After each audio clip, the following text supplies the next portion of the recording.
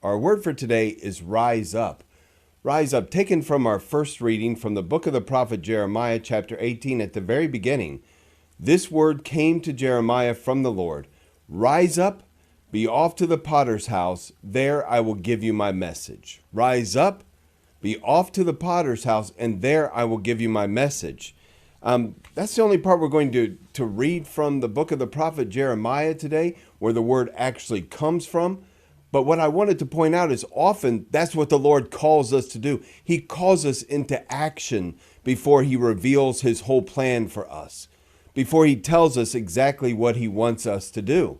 We see him say it over and over again to the apostles, to his followers.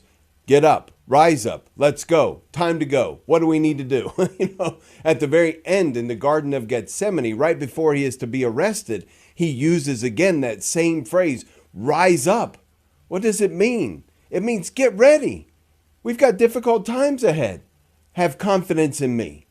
Jesus was saying, get up. In that particular instance, at the Garden of Gethsemane, he was saying to them, get up, get ready. There's a thing that's about to happen, and I don't want you lying on the ground. I don't want you sitting around. I want you getting ready. We see it again with the book of the prophet Jeremiah. God saying to Jeremiah, rise up. I've got something for you to do. Get up, go over there, and then I'll tell you what it is I want you to do, what I want you to say to my people. But first you have to react to this thing that I'm telling you to do, which means you got to get up and you've got to get going. We see it in the gospel reading today, the Gospel of Matthew chapter 13. Jesus said to his disciples, the kingdom of heaven is like a net thrown into the sea, which collects fish of every kind. When it's full, they haul it ashore and sit down to put what is good into buckets. What is bad, they throw away.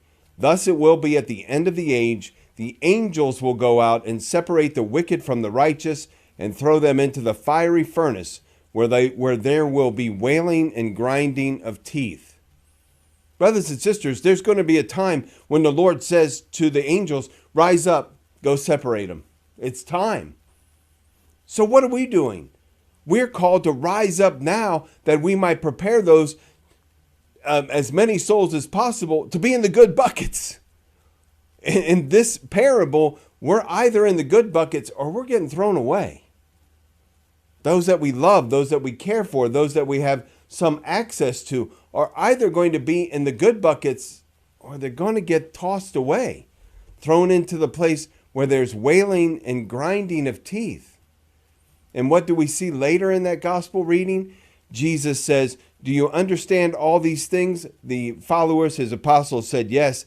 And then he answered, then every scribe who has been instructed in the kingdom of heaven is like the head of a household who brings from his storeroom both what is new and what is old.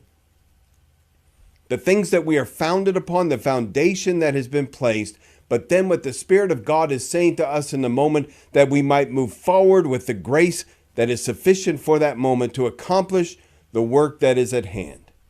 But first, the invitation is always there to rise up.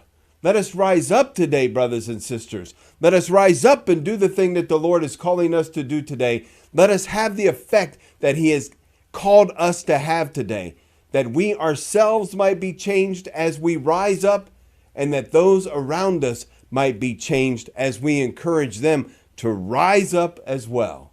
Rise up, our words for today.